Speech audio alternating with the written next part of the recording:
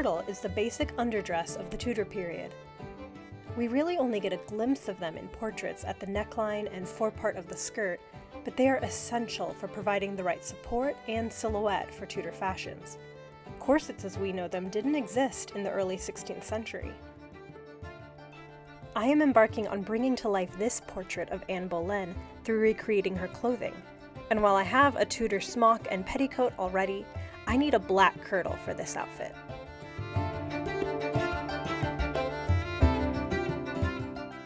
I like to start with cutting out the skirt and seaming the panels together. The skirt, based on the Tudor tailor pattern, has shaped, tapered panels. For now, I'll leave the top edge of the skirt straight and shape it to match the bottom edge of the finished bodies later on. The skirt is fully lined with an inexpensive silk taffeta that I was able to score for $8 a yard. I love the extra body and support that a lining gives, and it's a technique seen in English accounts. There are a few different ways to hem the skirt, but for this kirtle I'm using my favorite method, a facing made from scraps of the lining. The facing is first pinned to the outside of the skirt, right sides together, and it's stitched in place. Then I press the facing to the inside of the skirt. Before I stitch the hem, however, I insert a strip of scrap wool to give the hem even more body. This is a technique seen in Eleanor of Toledo's burial gown and referenced in English accounts. To sew down the hem, I use a felling or hemming stitch, only catching the skirt lining fabric and not the outer fabric. The result is a very tidy and clean look on both the inside and the outside. Now I can set the skirt aside and start on the bodice, or upper bodies as they were called in the 16th century. These will lace closed on either side, which allows for an unbroken neckline. Boning as we think of it today doesn't seem to be used until the very end of the century. During most of the 16th century, the bodies of kirtles and gowns were stiffened with layers of fabric such as canvas and buckram. For the front of the kirtle bodies, I have an outer layer of black silk taffeta, then an interlining of heavy linen, a layer of scrap wool, and a layer of paste buckram. I made the paste buckram by applying hide glue to linen canvas. This allows me to control the level of stiffness of the buckram. I want it stiff and supportive, but still flexible. A quick note, only after starting to construct the bodies did I realize that I cut the buckram layer too big. It doesn't need to come up all the way to the top edge of the bodies, or the bodies will stand away from the bosom, and you don't want that. Stopping the buckram about an inch below the top edge will allow the bodies to lay perfectly against the bosom. I start the bodies construction by preparing the interlining layers. The wool layer is attached to the heavy linen interlining to keep it in place. Then the buckram layer is placed on top, and all three layers are stitched together with parallel rows, sort of like quilting. The lines of stitching help create additional support. I decided to use a black silk damask for the visible portions of the kirtle around the neckline and the forepart or very front of the skirt. This is a period practice that reserves the more expensive fabric for only the places that will show under the gown. Using the same pattern for the upper bodies, I cut out and attached the silk damask to the back and front. Once the silk damask portions were attached, I put the outer silk and stiffened interlining layers together. You'll notice the interlining only has seam allowance at the shoulder seams, center back seam, and side seams. Working from the inside of the garment, the seam allowance of the silk is folded over the edge of the inner lining and basted in place to hold it securely while I sew the lining in. Along the side seams, I fold over both the seam allowance of the silk and the interlining and baste them. While these edges won't be sewn as actual seams, I want the additional fabric for the eyelet holes that will be worked along these edges. The rest of the edges, except for the shoulder seams, have the silk seam allowance folded over the edge of the inner lining and basted down. This gets a bit tricky at the inside corners of the neckline. To tackle this, I clip the corner of the silk down to the corner of the interlining before folding over the silk.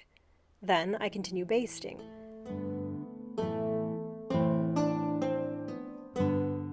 I like to reinforce the corners with a few overcast stitches because of the clipped corner, to give it strength and prevent fraying.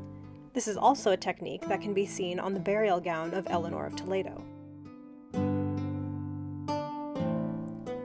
Because the basting is temporary and will be eventually removed, I also like to secure the silk to the interlining with a permanent herringbone stitch along the waist edge. You could do this around all of the edges and seams, but I find that it's most necessary at the waist edge because that's where I'll be attaching the skirt, and I don't want the interlining layer creeping up inside. The center seam of the body's back is stitched up, but I don't sew the body's front to the body's back just yet. I prefer to line the front and back separately and then put them together at the shoulder, which is the only connection point in this style. I just find it's much easier to put the lining in when the pieces are still separate. I've chosen white linen to line the bodies. I place the silk and interlining layer on top of the lining and pin them together. I don't want the linen lining shifting around while I'm stitching it to the outer layer. I should probably baste these together instead, but I'm lazy. Somewhere Abby and Nicole are shaking their heads.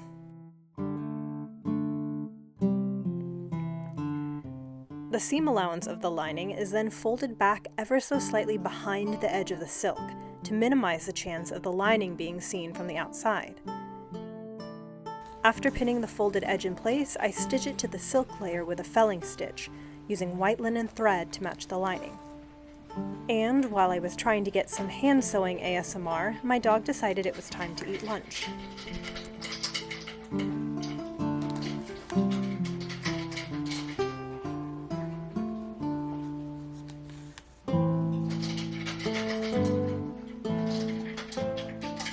After the lining is sewn in, all of the basting threads can come out. Now the front and back of the bodies are neatly finished all around except for the shoulders, but I'm still not ready to sew them together. I want to put in the eyelets first because again, I just find it easier to do when the bodies are in separate pieces. I have a pretty laissez-faire method of marking eyelets that would probably freak out a lot of perfectionists, but at this point I have done thousands of eyelets and have a pretty innate sense of their spacing. First, I mark the top and bottom eyelets, which are matched. The next eyelets are on opposite sides, one at the top left and the other at the bottom right. These are only half the distance from the eyelet above or below it than the rest of the eyelets. For example, if I want my eyelets spaced 1 inch apart, these eyelets are only ½ inch apart. The rest of the eyelets are the full distance away from each other, but those half-distance eyelets are what create the offset holes for spiral lacing.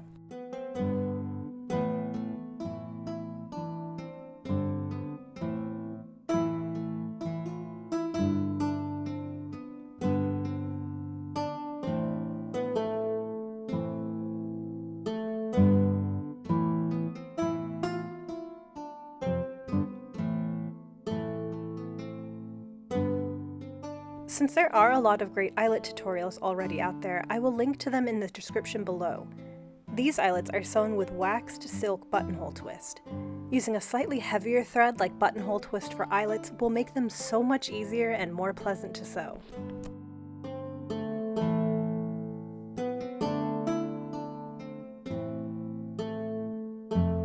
Finally, with the eyelets done, I stitched the shoulder straps together to complete the bodies. I made sure not to sew the lining all the way to the end of the strap so that I could sew the silk and interlining layers separately. Once they're sewn, the linen lining is brought over the seam allowance and stitched in place with a felling stitch.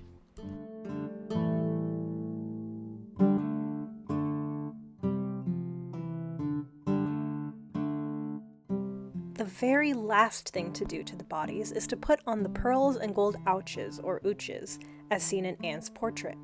While these are not exact reproductions, they do give the same feel as the ones in the image, and I'm really pleased with them.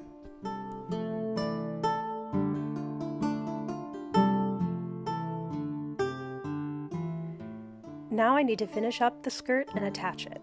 I added the silk damask to the front of the skirt, which I didn't decide to do until after I had put the skirt together, but it was easy enough just to fell it on top. I had intentionally left the top edge of the front of the skirt straight, so that I could trace the bottom edge of the bodies and ensure that it would be a perfect match. Once the bottom edge is traced, I continue the curve to the sides of the skirt. The top edge then gets cut along this line.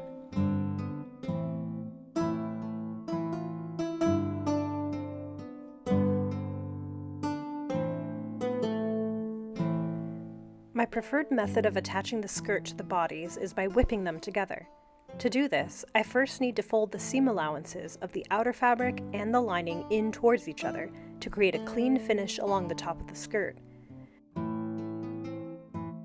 I baste these layers together to keep them in place while sewing the skirt to the bodies. You could take the additional step of felling the lining to the outer fabric along this edge, as we did with the bodice, but I've found I can skip this as long as I'm careful to go through all of the layers when whipping the skirt to the bodies.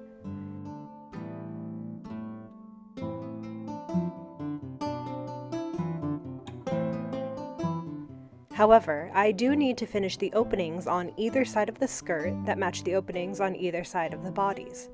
This is done just by felling the lining to the outer fabric.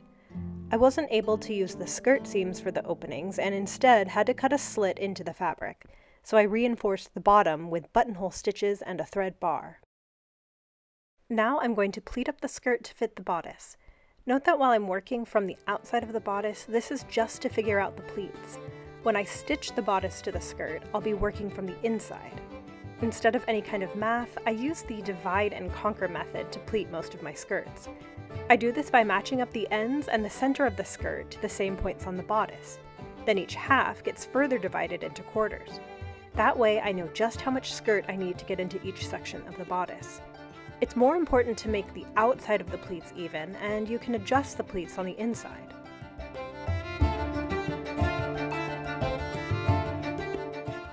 The back of the skirt is pleated with knife pleats that point toward the center back of the body, meeting with an inverted box pleat at the center back.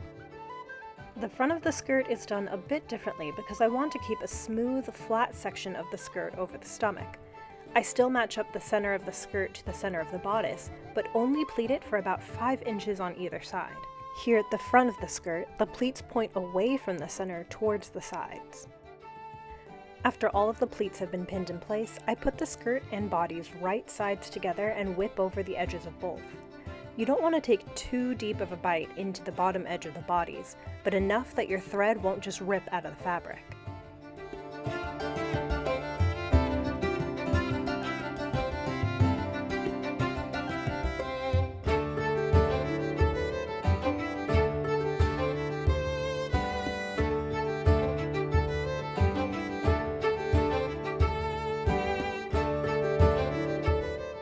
And here's how the skirt and bodies look from the outside after being whipped together. It's such a clean finish and very secure. I'm wearing the kirtle over a silk satin and wool broadcloth petticoat and linen smock, as seen in my Dressing a Tudor Queen video. The petticoat was made using almost the same construction techniques as the kirtle, just with front lacing bodies. I usually leave one side of the kirtle laced closed so that I only have to lace one side when I get dressed, but it is nice to have both sides with eyelets for making adjustments.